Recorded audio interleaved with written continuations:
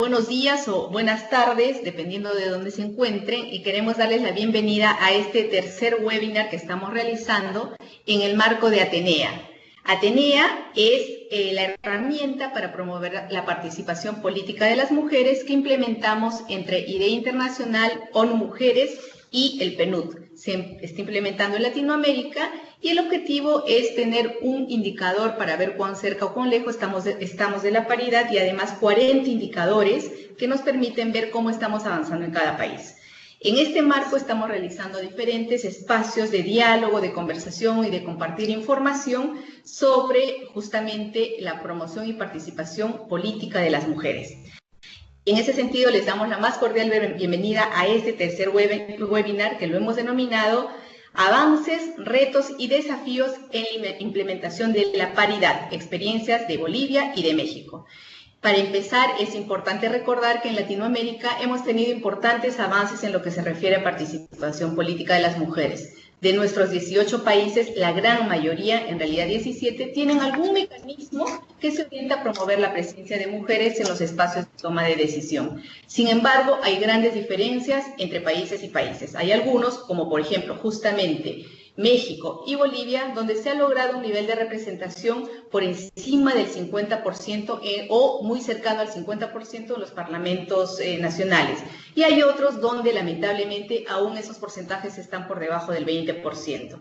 Entonces, nos interesa mucho conocer un poco cómo ha sido la experiencia, cómo ha sido el trayecto que han seguido estos dos países, Bolivia y México, donde han logrado una representación bastante considerable y significativa de mujeres en los espacios de toma de decisión.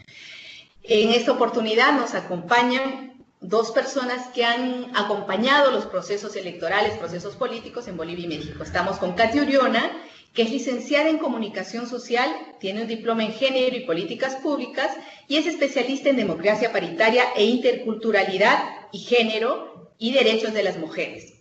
Además, ella ha sido secretaria ejecutiva de la Red Nacional de la Coordinadora de la Mujer en Bolivia, ha sido directora de Desarrollo Humano en el Gobierno Departamental de Cochabamba y directora del Instituto de Formación Femenina Integral, el IFE. Y además también ha presidido el Tribunal Supremo Electoral en Bolivia, cargo en el que se ha desempeñado hasta el 18 y donde justamente se ha avanzado en la implementación de la paridad. Y tenemos también con nosotros a Adriana Favela. Adriana es doctora en Derecho y maestra en Administración Pública, es especialista en Derecho Constitucional y cuenta con una vasta experiencia en materia electoral. Ella ha trabajado en diferentes momentos, en diferentes espacios y en diferentes instituciones mexicanas vinculadas a justamente justicia electoral y avances hacia, más bien, a tribunales federales y nacionales en México. Desde el 2014 se desempeña como consejera del Consejo General del Instituto Nacional Electoral, el INE, en México, que es una gran institución donde justamente se implementa la paridad y se vigila su cumplimiento. En ese marco, entonces, le damos la bienvenida a las dos y les agradecemos muchísimo su tiempo y las ganas de compartir la experiencia con los amigos y amigas de Latinoamérica que nos siguen en este momento. Entonces, de repente, para empezar, nos gustaría hacer una primera pregunta, que es, considerando que la gente que participa es la más variada, es de repente contarnos un poco cómo han avanzado tanto en México como en Bolivia hacia la aprobación de la paridad en los espacios en los espacios de representación. Y quizás podemos empezar con una pregunta previa que hay gente que todavía se pregunta, ¿qué es exactamente la paridad y por qué es importante implementarla? Entonces, les dejo esa pregunta a ambas y le dejamos en uso de palabra a Katia Uriona, que les pedimos hacer el esfuerzo de responderle en 5 a 7 minutos. Quiero empezar saludando esta iniciativa de ONU Mujeres, de IDEA Internacional y del PNUD, y saludar también a quienes siguen hoy esta página, este seminario web sobre paridad. Comentarles que en Bolivia se ha alcanzado la representación paritaria, somos el tercer país a nivel mundial después de Ruanda y de Cuba, y tenemos una representación paritaria en todos los niveles legislativos, tanto en la Asamblea Nacional como en los niveles departamentales y municipales. ¿Cómo hemos llevado adelante este proceso? Yo quisiera mencionar, compartir 3 elementos. Primero, que el alcance de la paridad es resultado de una larga acumulación de lucha política de los movimientos de mujeres, los movimientos feministas, lo que fue la discusión y la articulación de una fuerza movilizada denominada Mujeres Presentes en la Historia, que junto con mujeres de movimientos sociales como mujeres indígenas, campesinas, afrodescendientes, feministas, constituimos una propuesta política de cara a la Asamblea Constituyente. Este es el primer hito que tiene que ver con años de lucha que en el país reconocieron primero la cuota, pero en la Asamblea Constituyente permitieron generar una propuesta política. Una agenda que estaba basada en 3 elementos también a la hora de esta construcción de un nuevo pacto político en nuestro país. Las mujeres planteábamos ser sujetas, partícipes, sujetas políticas de este proceso constituyente sobre 4 elementos prioritarios de mirada del país que incluyeran a la mitad de la población en esta toma, en este rediseño del país en la constituyente que tuvo resultado en 2009 con la aprobación de una nueva constitución. Nos planteamos que era necesario abordar una discusión sobre la redistribución de los recursos económicos, pero también sobre la redistribución del poder, el acceso de las mujeres a la toma de decisiones y el reconocimiento y goce y ejercicio de los derechos políticos de las mujeres. Y esto nos va a permitir que hoy nuestra Constitución reconozca estos elementos en sus articulados, en sus principios, junto con el reconocimiento del principio de igualdad y no discriminación. Y el tercer elemento, después del movimiento, una agenda política, fue desarrollar y acompañar desde esta articulación de mujeres toda una propuesta normativa. Hoy la Constitución reconoce la equivalencia de la participación de hombres y mujeres en todos los espacios de representación política en el país y posteriormente se aprobaron leyes secundarias donde también logramos incluir la presencia y participación de las mujeres en términos de igualdad. Esto quiere decir que se aprobó una ley de régimen electoral, una ley de órgano electoral. También tenemos aprobada un marco normativo respecto a enfrentar la lucha y la violencia contra las mujeres en el ámbito político y lo que finalmente ha venido a constituir todo un respaldo normativo para el alcance de la paridad. Hoy la ley establece roles específicos para el órgano electoral respecto al cumplimiento de la paridad. 50% de mujeres y 50% de hombres deben ser registrados en las candidaturas para que de manera paritaria y de manera alterna y secuencial, quiere decir que se registren hombres y mujeres en el total de la lista. Si se inscribe un titular hombre, le sigue una titular mujer, tanto en este correlato, tanto en suplentes como en titulares. Y por otro lado, lo que realmente activa lo que es una representación paritaria como la que tenemos hoy, es el hecho de que, además de que estas listas contengan esta participación en condiciones de equivalencia entre hombres y mujeres, también se define en la ley que en caso de las representaciones impares o las listas impares, estas sean encabezadas por mujeres.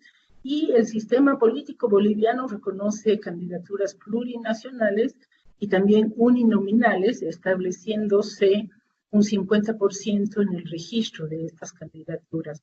El órgano electoral hace efectiva este mandato constitucional y este mandato normativo legal, porque si los partidos o las organizaciones políticas no cumplen con este requisito, las listas son rechazadas. Entonces, es un requisito con carácter obligatorio y es un requisito que ha permitido que hoy alcancemos la paridad. Gracias, Katia. y ahora cedemos el uso de la palabra justamente a Adriana para contarnos cómo ha sido en el caso mexicano. En Bolivia ha seguido esa secuencia y en México, ¿cómo ha sido la realidad mexicana? ¿Cómo han avanzado? ¿Cómo se ha logrado la aprobación de la paridad? Gracias, Pilar. Un saludo desde México a todos los que nos escuchan. Y bueno, en México también se ha dado una lucha y una exigencia de las mujeres para poder acceder a los cargos de elección popular de manera paritaria en relación con los hombres. Y ya como lo explicó Katia, la paridad implica que en la mitad de las candidaturas a los diferentes cargos de elección popular, pues se registren mujeres, para propiciar también que estas mujeres puedan llegar a los cargos de elección popular. Y aquí en México empezamos primero, bueno, pues con la exigencia, obviamente, de votar en las elecciones y poder ser candidatas a los distintos cargos de elección popular, lo que se logró en 1953. Y también ya después empezamos a exigir las cuotas de género. En un primer lugar, se le daba el 30% de las candidaturas a las mujeres, después se avanzó al 40% de las candidaturas, pero realmente esas cuotas no eran tan efectivas porque siempre los partidos políticos encontraban la manera de darle la vuelta a la ley y hacer algún tipo de trampa. O bien registraban a las mujeres en aquellas zonas electorales que eran perdedoras, destinándolas al fracaso en sus candidaturas. O también lo que hacían era que registraban a las mujeres como candidatas propietarias en la fórmula, que a los hombres como suplentes, y una vez que las mujeres ganaban el cargo de elección popular, pues los hacían renunciar. Y todo esto, bueno, pues nos dio un panorama pues bastante complicado de la realidad en México en relación con la participación de las mujeres, hasta que en el año 2011 el Tribunal Electoral del Poder Judicial de la Federación obligó a que se cumpliera realmente con la paridad, con la cuota de género del 40% de las candidaturas. Señaló que las fórmulas tenían que estar integradas por personas del mismo género, así se renunciaba una mujer propietaria, pues la suplente iba a ser también una mujer y no se perdía ese cargo de elección popular. Y también pues se empezó a exigir a que no se les registrara a las mujeres solamente en aquellas zonas electorales perdedoras. Y total, llegamos al 2014 con una iniciativa que presentó el entonces presidente Enrique Peña Nieto, donde se exige la paridad entre los géneros en el registro de las candidaturas a nivel constitucional. Pero primero, fíjense lo que nos sucedió. Querían que ese principio de paridad se pusiera en un artículo transitorio. Y fueron las propias senadoras de la República quienes al momento de discutir esa iniciativa exigieron que del artículo transitorio se pasara a un artículo que es el 41 constitucional para que estuviera expresamente previsto ese principio de la paridad entre los géneros a nivel constitucional y realmente fuera exigible.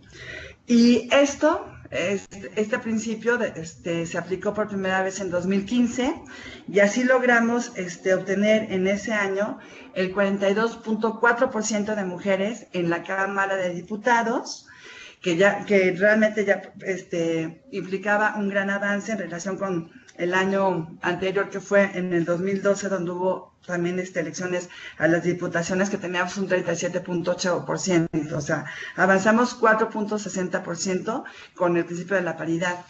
Pero en 2015 también nos dimos cuenta que aunque había habido un avance importante, todavía se podía perfeccionar ese principio que estaba en la Constitución y en las leyes.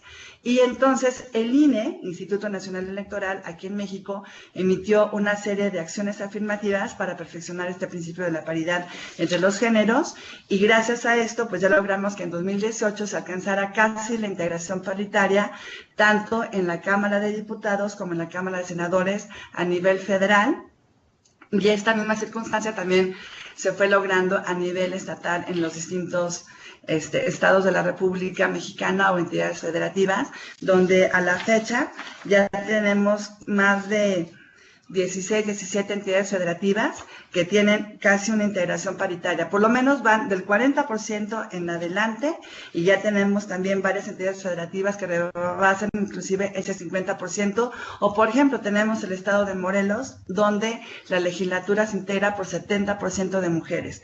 Pero esto ha sido gracias a una lucha constante de las mujeres y a la presencia de cada vez más mujeres en los órganos legislativos y a la exigencia de que sigan abriendo espacios para las mujeres. Muchas gracias a ambas. En realidad son experiencias diferentes, pero con muchas coincidencias en el proceso mismo de aprobación, ¿no es cierto? Y bueno, entonces en ambos casos, en diferentes momentos, ha habido una lucha permanente, se ha logrado la aprobación de las cuotas y posteriormente la aprobación de la paridad.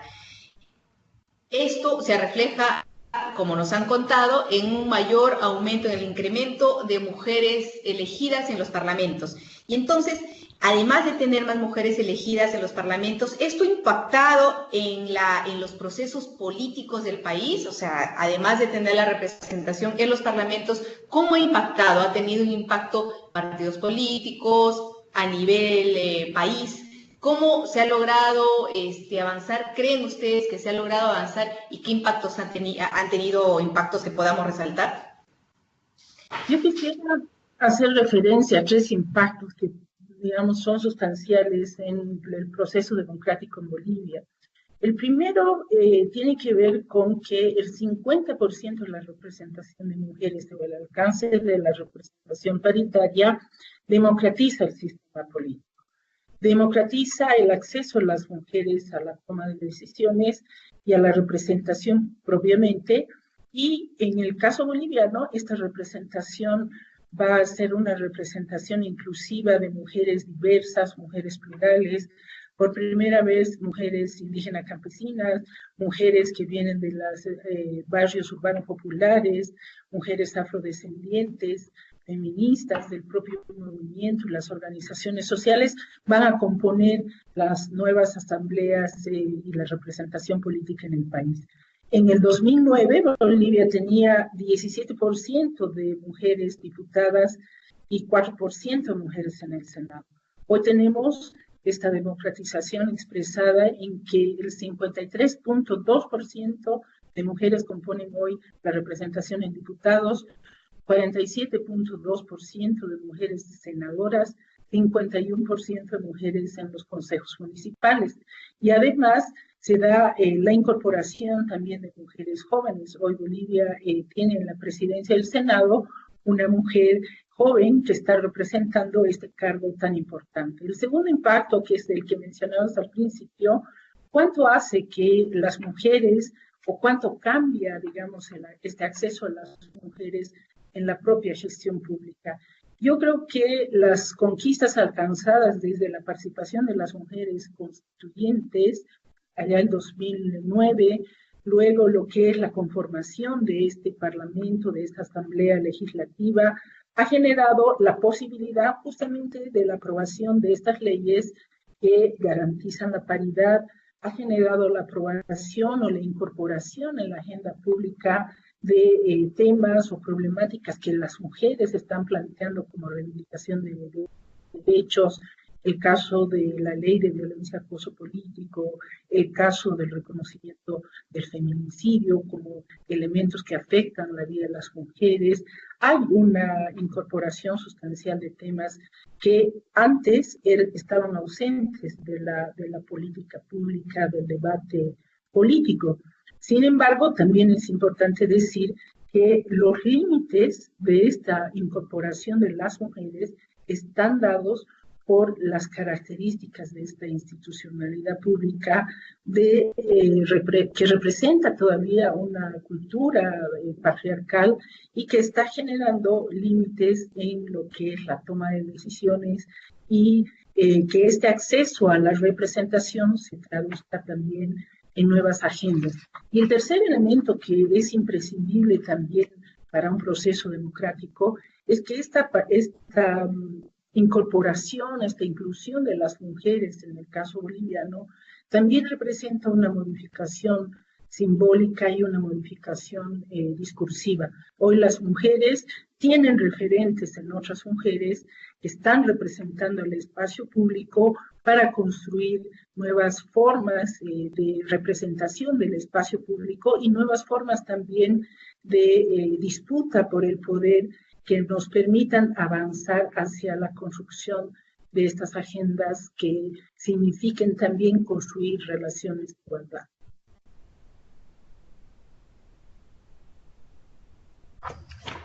Y Adriana. Sí, gracias. Yo también coincido con Katia de que, bueno, hay distintos impactos. Obviamente, esta circunstancia de la paridad entre los géneros en el registro de las candidaturas da la oportunidad a que mujeres de distintos sectores, de distintas ideologías, puedan ir participando políticamente en forma pues más activa y acceder a los cargos de elección popular y obviamente, bueno, pues también aportar sus ideas ya como legisladoras o como gobernantes, tratándose de las presidencias municipales.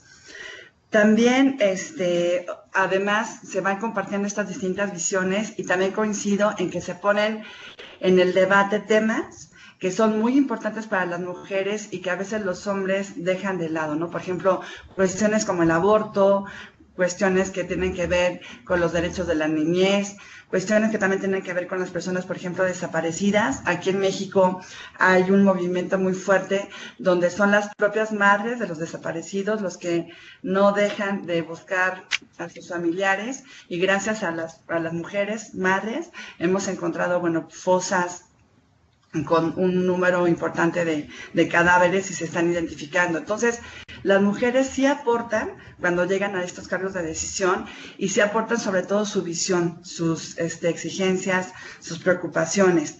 Pero además de los cargos de elección popular, también se ha ido abriendo espacios para las mujeres en otros aspectos. Por ejemplo, ya se exige también que se tenga pues una representación paritaria de las mujeres en los cargos de dirigencia de los partidos políticos.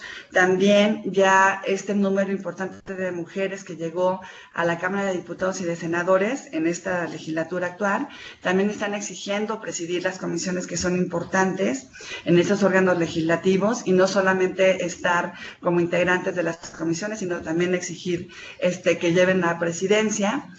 Claro, también hemos tenido algunas cuestiones que obstaculizan la presencia de mujeres en los cargos pues de mayor decisión. Por ejemplo, aquí en México tenemos juntas de coordinación política en la Cámara de Diputados y de Senadores, que es donde realmente se empiezan a platicar los asuntos y se toman las decisiones políticas.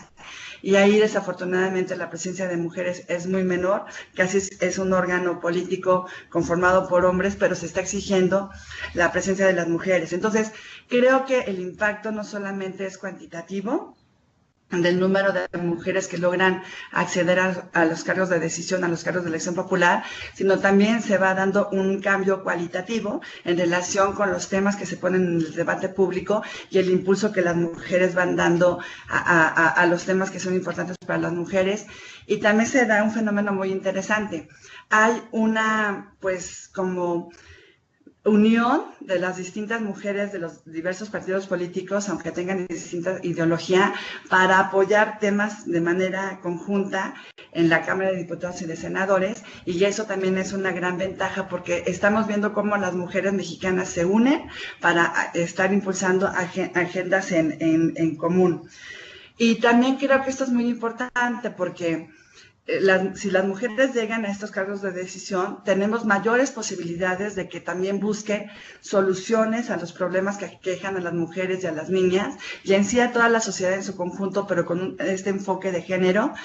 Y si bien no se les puede exigir a las mujeres legisladoras o gobernantes que realmente tengan un compromiso con la agenda de género, porque no hay una obligación legal, sí hay un compromiso social de las mujeres o de la mayoría de las mujeres mexicanas en impulsar una agenda de género.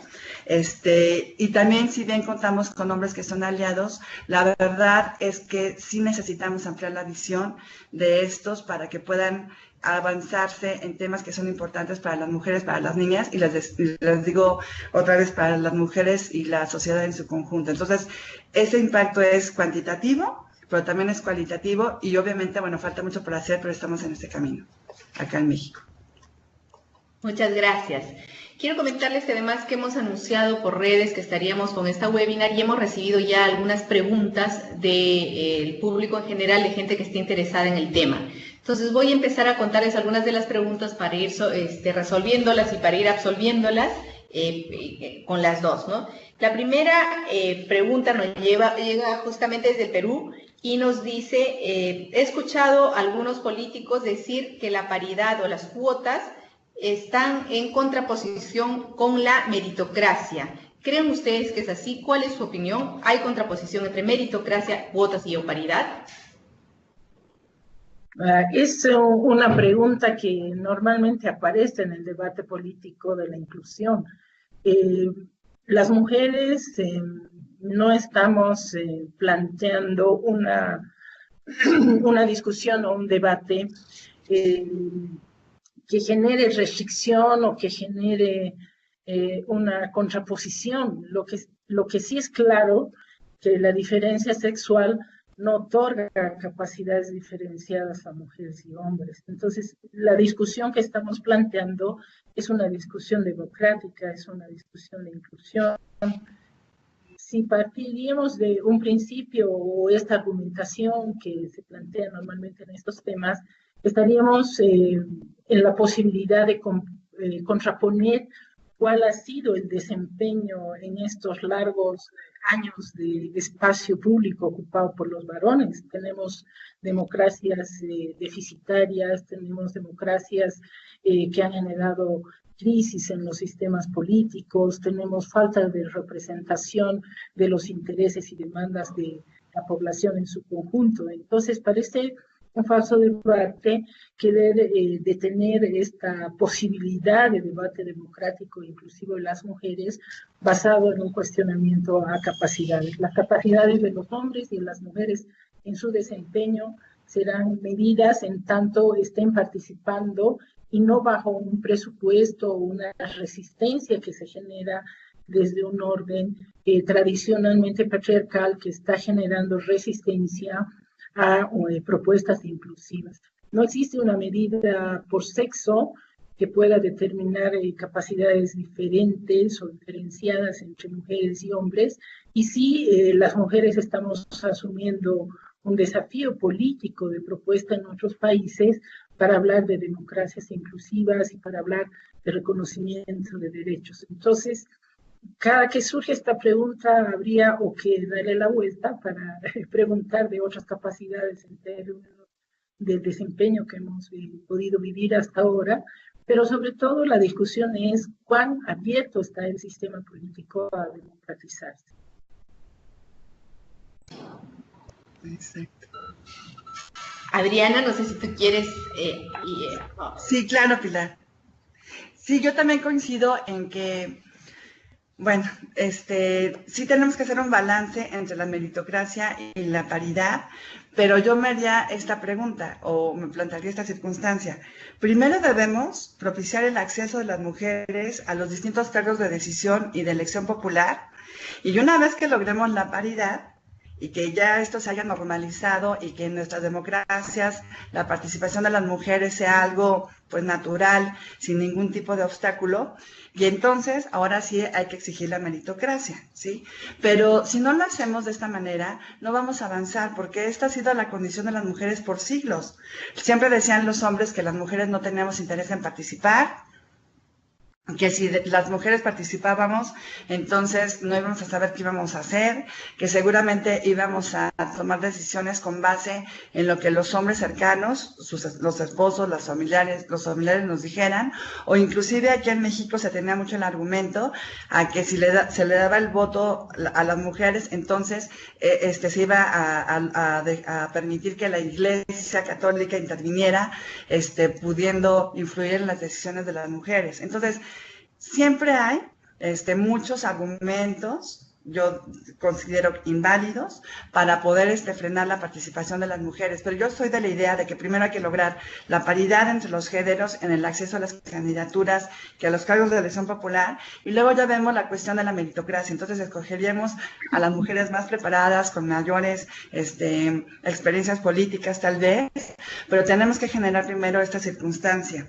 Ayer también yo estaba escuchando aquí en México una entrevista a una secretaria del Trabajo a nivel federal y se le cuestionaba si no había sufrido algún tipo de discriminación por ser mujer y ser muy joven. Y ella decía, claro, cuando la designaron, la gente se cuestionaba si esta mujer podía ser capaz de llevar en sus espaldas una Secretaría de Estado, en este caso del Trabajo, y ella decía, claro que dudan de mi capacidad, pero nosotras las mujeres siempre tenemos que estar demostrando constantemente que somos capaces, que somos inteligentes, que estamos preparadas y que tenemos la capacidad suficiente para estar en un cargo y desempeñarlo, cosa que no se le exige a los hombres, aunque ellos han estado por siglos en el poder y que muchas veces no han hecho las mejores, no han tomado, perdón, las mejores decisiones para llevar a sus países o a sus sociedades a mejores zonas de desarrollo.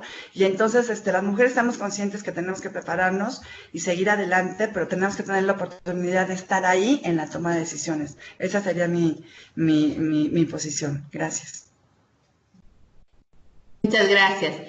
Y efectivamente, metiéndome un poco en las respuestas de ustedes, recuerdo mucho a una parlamentaria argentina que alguna vez que les hicieron la pregunta escuché que decía, pero quiere decir entonces que todos los varones que han llegado a ocupar un puesto son los mejores que han podido haber. Entonces es un poco reflexionar. Y yo creo también que la política sí exige que tengamos a los mejores y a la gente más proba tomando decisiones, pero eso no puede ser solamente medida para mujeres, ¿verdad? Tendría que ser para hombres y mujeres, que todos debiéramos ser medidos con la misma vara, digamos, que a veces son las grandes diferencias. Una siguiente pregunta que nos ha llegado dice, imagino que el debate para la aprobación de la paridad no fue nada fácil. ¿Cuáles fueron los principales argumentos que usaron de gente que estaba en contra de la paridad? ¿Y cuáles son las principales respuestas que ustedes han podido dar a esos contraargumentos? Sobre el proceso político boliviano, es importante compartir también que cuando entramos a la discusión en la Asamblea Constituyente, junto con las mujeres que estaban ocupando el espacio de asambleístas en la Constitución, junto con las organizaciones y movimientos que participamos activamente en este proceso, planteamos una discusión que estaba sustentando esta propuesta política en 3 o 4 elementos y argumentos que son para nosotras un elemento que hizo que la propuesta de las mujeres sea una propuesta que se articule con otros actores y actoras. Entonces, no es una discusión propiamente sobre cuántas mujeres van a llegar, sino es una discusión también que la planteamos en ese momento de cómo superamos las diferentes formas de discriminación, cómo superamos la exclusión, la pobreza, la violencia. Estábamos mirando la sociedad en su conjunto y los efectos que esto generaba sobre las poblaciones de mujeres, que somos el 50%, pero también cruzando por esta noción de cómo opera estas relaciones de poder sobre las mujeres, en el caso de esta relación de hombres y mujeres, pero también con esto que hemos ido reivindicando y planteando las mujeres desde diferentes espacios, desde el propio feminismo, para decir cómo se produce esta interacción entre la reivindicación de las mujeres, la de clase o la de etnia. Y en el caso boliviano, Bolivia es un país con una representación, una participación propiamente de la población indígena que constituye la mayoría de la población. Entonces se genera una discusión sobre la base del modelo de Estado que queremos construir, del modelo de sociedad, y hablo de modelo como referente, ¿no? Como algo a alcanzar, y ahí generamos una discusión sobre la participación de las mujeres en diálogo y en discusión con estas otras formas de representación del poder y con estas otras formas de exclusión, subordinación que hace a la identidad de las mujeres en su pertenencia a cada uno de estos espacios, pero también nos planteamos una discusión sobre cuál era el rol del Estado sobre los derechos y el reconocimiento de los derechos y el ejercicio de los derechos políticos. Y ahí logramos articulaciones, decíamos, con actores políticos, porque estábamos también demandando un Estado que sea garante de derechos. Entonces, esta discusión que a veces pasa a un plano de cuánto quieren las mujeres, por qué no lo conquistan por otras vías, estas denominadas meritocracia, yo creo que las mujeres tienen los méritos para llegar, creo que las mujeres vienen de trayectorias y liderazgos, muchas de ellas, en sus propias organizaciones, en sus propias comunidades. Entonces, sigue siendo un rasgo muy masculino, diríamos, de poner estas preguntas o a la hora de los debates encarar una propuesta como si las mujeres no estaríamos planteando propuestas transformadoras de sociedad, propuestas transformadoras de Estado. Entonces, estos elementos que cruzan a las identidades de las mujeres y otras poblaciones también tienen que ver con la interpelación a un Estado para que sea garante de derechos, pero también para que genere condiciones de igualdad para la población en su conjunto, donde las mujeres somos el 50%, que hasta ahora habría estado excluido y que habría estado también excluyendo a las poblaciones mayoritarias en nuestro país, indígenas, originarias, campesinas, que producen también en la propuesta, en la formulación del nuevo texto constitucional, una propuesta política amplia para el país. Adriana. Sí, gracias, Pilar. Sí, yo también les puedo compartir que aquí en México pues se dieron varios argumentos en contra de la paridad. Primero decían que no había mujeres, ¿no? Cuando en nuestro país desde hace más de 70 años somos más de la mitad de la población y creo que esa es una tendencia también a nivel mundial. Entonces, mujeres sabemos, ¿no? Luego decían que también las mujeres no quieren participar en política porque ellas, porque las mujeres necesitamos estar en nuestro espacio privado, que es el hogar, al cuidado de la familia. Entonces, eso también era un argumento. Luego, que las mujeres no sabemos hacer política. Bueno, pues es que si no nos dan la oportunidad de aprender y de hacer política, pues también, ¿cómo quieren que seamos unas expertas, no? Que las mujeres no estábamos preparadas para participar en la política. Y también la pregunta era, bueno, ¿y cómo? O sea, esto es totalmente inválido porque ya hemos dicho, no todos los hombres que hacen política son expertos y son los mejores para estar en esos cargos y tampoco son los más inteligentes ni los más eficaces. Luego también nos decían que la paridad entre los géneros para el registro de las candidaturas era una exageración, que eso, ¿cómo nos atrevíamos a exigirlo a las mujeres? Cuando realmente, pues si tomamos en cuenta el porcentaje de población, pues es evidente que nos toca o que nos corresponde la mitad de las candidaturas y también estamos impulsando llegar a la mitad de los cargos de elección popular. Luego también nos están diciendo que las mujeres ahora somos extremistas. Por ejemplo, como en el estado de Morelos, donde yo les decía que ya tenemos un 70% de mujeres en esa legislatura. Entonces, que era una exageración, que eso era antidemocrático. Cuando por siglos, aquí en México, tuvimos una representación mínima de las mujeres. Es más, fíjense, hasta hace 28 años, los hombres ocupaban más del 92% de los cargos en las cámaras de diputados y de senadores aquí en México. Y ahora se extrañan que las mujeres pueden ocupar el 70% de una legislatura, ¿no? Entonces, ahora sí les parece mal esa situación, cuando por años nunca dijeron absolutamente nada a los hombres. Y les puedo decir también que es una resistencia también de los hombres en todos los niveles a poder dar un avance más a las mujeres. Inclusive aquí en el INE, cuando aprobamos las acciones afirmativas, no fue por unanimidad de votos, sino fue también con una votación dividida con 4 compañeros hombres en contra, ¿no? De perfeccionar la paridad. Y también ahora, con esta cuestión de la mayor participación de las mujeres, se ha acrecentado el problema de la violencia política en contra de nosotros, partidos, y entonces los hombres dicen que es algo natural, que claro, que queremos participar, entonces que ahora que como que soportemos esa cuestión de la violencia cuando sabemos que esto es totalmente injusto y ya es un problema que tenemos que erradicar. Entonces, siempre los argumentos son los mismos, pero aquí la clave es que las mujeres sigamos adelante y nos apoyemos. Muchas gracias. Y ahora pensando en los sistemas electorales, que en realidad son muy complejos porque además tienen una serie de aristas, una serie de temas además que hay que ver, no solamente el cómo se componen las listas, sino otros juegos diversos partidarios, ¿no es cierto? Y una de las cosas que a veces quienes están trabajando, incluso quienes están pensando en que la paridad puede ser la mejor alternativa, uno de los temas que se empieza a poner sobre el tablero, en realidad la discusión es cómo se combinan o las elecciones internas o el funcionamiento partidario con la paridad. ¿Qué mecanismos se han utilizado como para respetar la democracia partidaria, la autonomía partidaria y promover la paridad? ¿Qué han hecho en sus países, tanto en México como en Bolivia?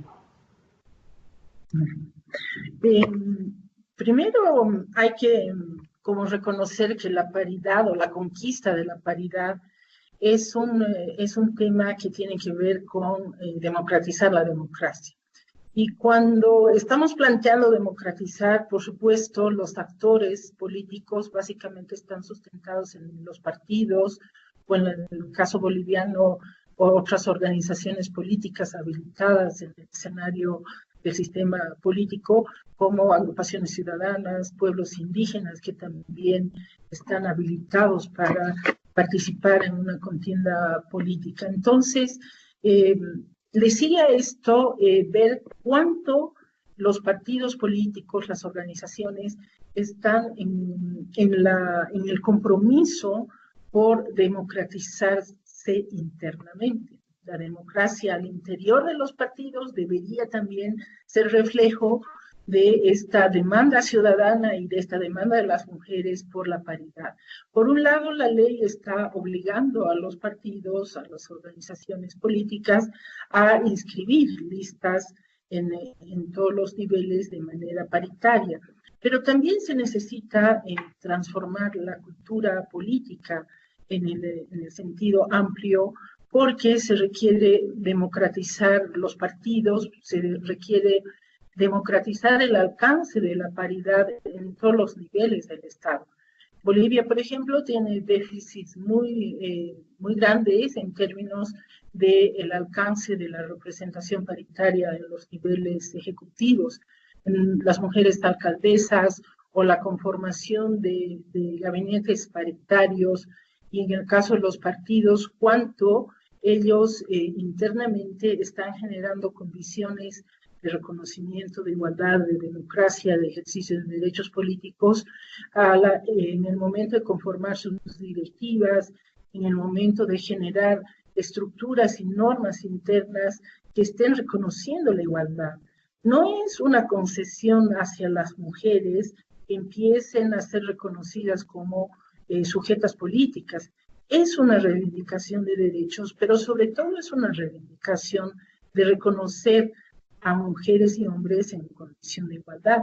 Y en este caso estamos hablando también de que se generen listas paritarias, pero también de que estas estructuras y estos mandos partidarios incluyan propuestas programáticas que transformen también en el escenario público o cuando llegan al ejercicio del poder lo que es el ejercicio de los derechos de las mujeres, pero sobre todo transformaciones sociales para eliminar estas formas que mencionaba antes, cuando nuestras sociedades siguen expresando subordinación, discriminación, violencia. La violencia política se ha convertido en un elemento que está no solo obstaculizando el reconocimiento de la igualdad, está tendiendo a expulsar a las mujeres del espacio público. Estamos transitando en nuestras sociedades de lo que fue el reconocimiento de las mujeres como ciudadanas para emitir el voto, ahora el derecho a ser elegidas, pero una vez que alcanzamos la paridad, en el caso boliviano, ahora estamos reivindicando también por esta resistencia machista lo que significa la permanencia de las mujeres en sus cargos. Hay mecanismos que están operando para que una vez alcanzada la paridad, esta pueda ser afectada o se pueda retroceder cuando se obliga a las mujeres a través de mecanismos de violencia a retirarse de sus cargos, presentando renuncias bajo formas diferentes de acoso y violencia política. Este sistema, digamos, social que está además trasladando la violencia privada al ámbito de lo público porque se mantienen las relaciones de poder, debe llevar a preguntar a los partidos, pero al sistema político y a la democracia, cómo vamos a generar este reconocimiento de la representación paritaria, pero también de la transformación de relaciones de poder. Gracias. Te dejamos en el uso de la palabra, Adriana. Sí, gracias. Bueno, yo creo que también, como Katia, hay que democratizar la democracia y si realmente queremos tener una democracia que sea efectiva, hay que empezar desde los partidos políticos, ¿no? Porque ahí es donde debe de permear la democracia, desde la selección de las candidaturas, quiénes van a ser los dirigentes o las dirigentes de los partidos políticos, y eso va a permear, pues, en todo el país, en las demás instituciones. Pero lo cierto es que los partidos políticos son los que van afectando también la cuestión de la paridad y de la democracia también en México, porque tenemos problemas desde la selección de las candidaturas al interior de los partidos políticos. Hay denuncias, por ejemplo, de casos donde se lanza la convocatoria para las candidaturas y esas convocatorias son escondidas o no difundidas para que las mujeres interesadas no participen, y entonces cuando se enteran de la convocatoria resulta que ya pasó el tiempo para que ellas se inscribieran y pudieran participar y lograr una candidatura, por ejemplo. Entonces aquí en México nos queda claro que hay que cuidar la paridad desde la selección interna de las candidaturas en los partidos políticos, también cuando ya son registradas las mujeres como candidatas, porque entonces empiezan a sufrir violencia política en su contra, para obligarlas a renunciar o desistir de la candidatura, o por lo menos que no intenten ganar. Pero también hay que estar cuidando la paridad al asumir el cargo de elección popular, porque luego las hacen renunciar antes de que lo asuman, cuando ya lo ganaron.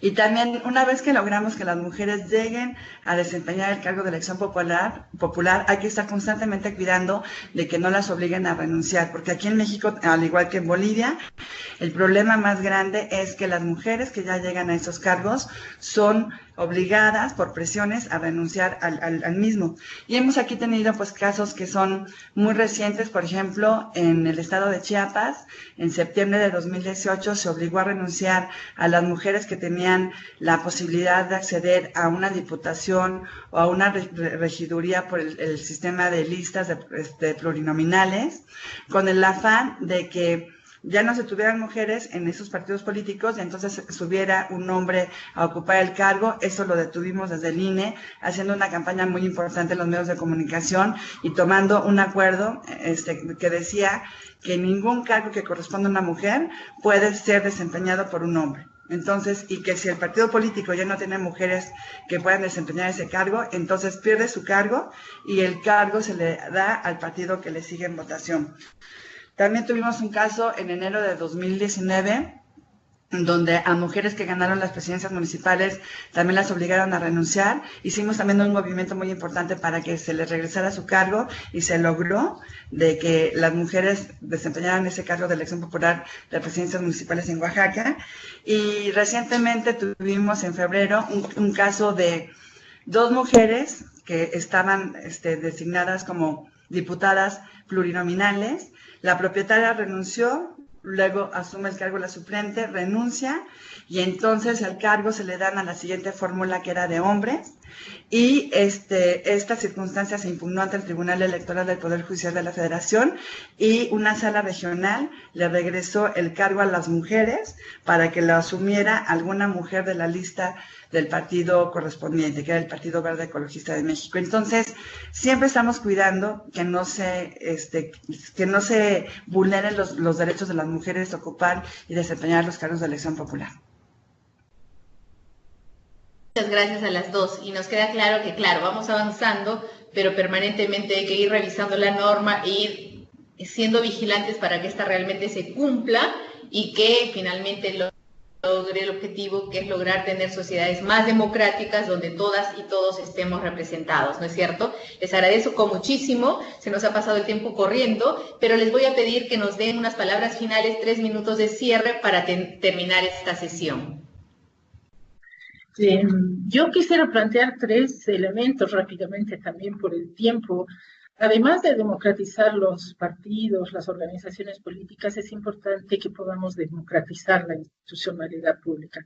No es una consecuencia directa que las mujeres puedan llegar a espacios públicos y que esto signifique que están ejerciendo poder o que esto signifique que están tomando decisiones.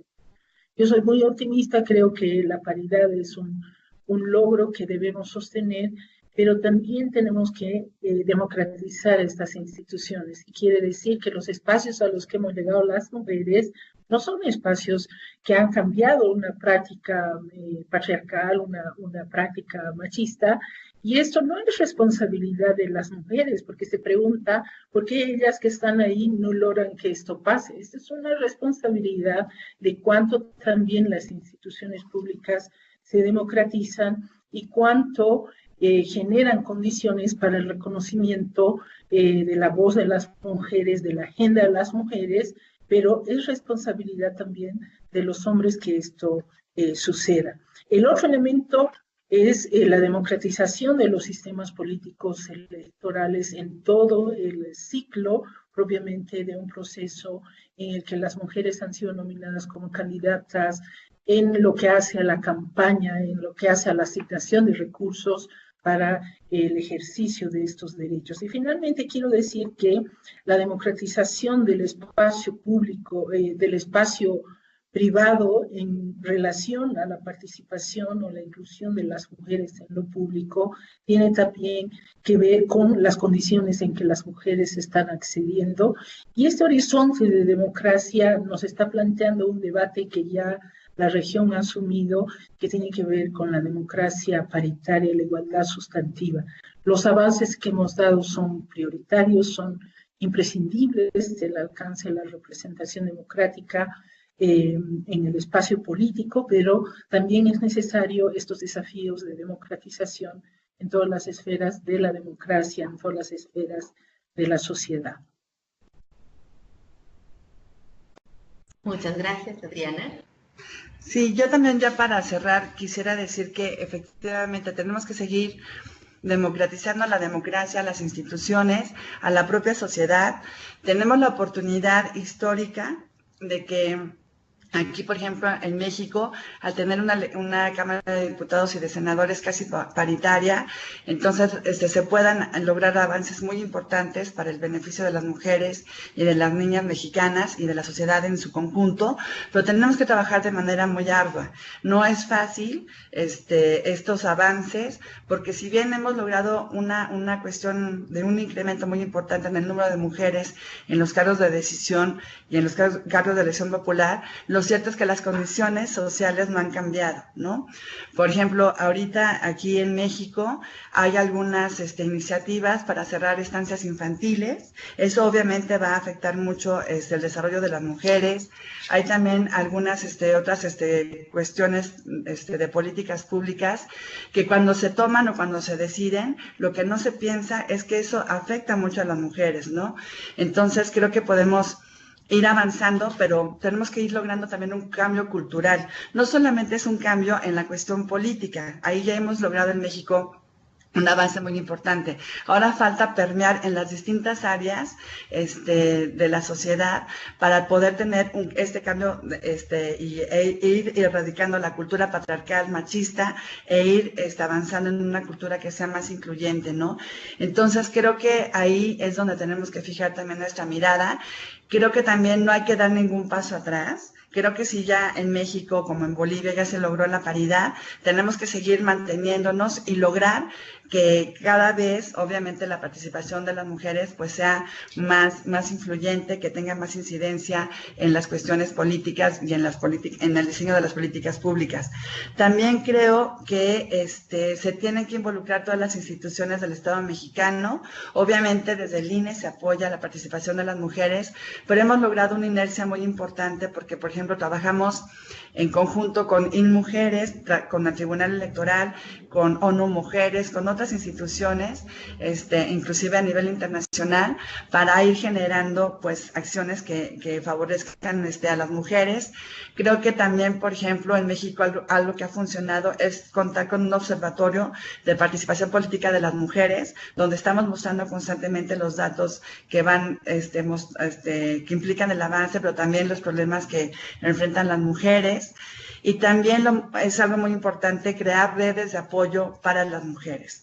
Nosotros hemos también demostrado aquí en México que sí son importantes los avances legales, obviamente, pero también hay que hacer acciones concretas que resulten eficaces, y para eso las redes de mujeres son muy importantes, y también ir visibilizando los problemas en los medios de comunicación para generar una presión social para que ciertas circunstancias se vayan frenando. Porque si no hacemos esto de manera conjunta, la cuestión jurídica, la cuestión de los medios de comunicación, las redes sociales, realmente no se logran los avances, porque entonces se quedan los asuntos de manera aislada, sin darles difusión, y parece que todo está bien, pero realmente siguen habiendo problemas. Pero creo que no debemos de perder el ánimo, y creo que México y Bolivia son un claro ejemplo de que sí se puede lograr la paridad, pero hay que seguir trabajando, porque no solamente hay que lograr cuestiones cuantitativas, hay que buscar también cuestiones cualitativas y lograr sociedades donde las mujeres y las niñas podamos participar sin miedo y sin violencia. Ese sería mi mensaje. Gracias. Muchas gracias a las dos. Y efectivamente nos queda claro que los avances que han tenido en México y en Bolivia son fundamentales. Ha sido muy importante el marco normativo, los resultados que han tenido, pero como vemos en ambos casos tenemos que seguir avanzando hacia una paridad sustantiva, ¿no es cierto? A cambios culturales que van más allá de procesos electorales solamente, cambios en las diferentes instituciones, porque es la apuesta a tener una democracia más inclusiva y más incluyente. Y además, como decía Katia antes, no es una tarea solo de algunas mujeres, es tarea de todos construir unas sociedades más justas, más equitativas y más democráticas. Les agradecemos muchísimo su tiempo, sus importantísimos aportes, y vamos a continuar difundiendo en la web de Atenea la información y toda la webinar que hemos tenido hoy día. Entonces los invitamos, tanto ustedes como la gente que nos ha seguido, sigan los resultados de Atenea, que les decía es una herramienta que promueve la paridad en Latinoamérica, y pueden ver todos los resultados, los avances e información muy interesante en la web, que es www.ateneaesparidad.com. Muchas gracias y hasta una siguiente oportunidad. Adiós.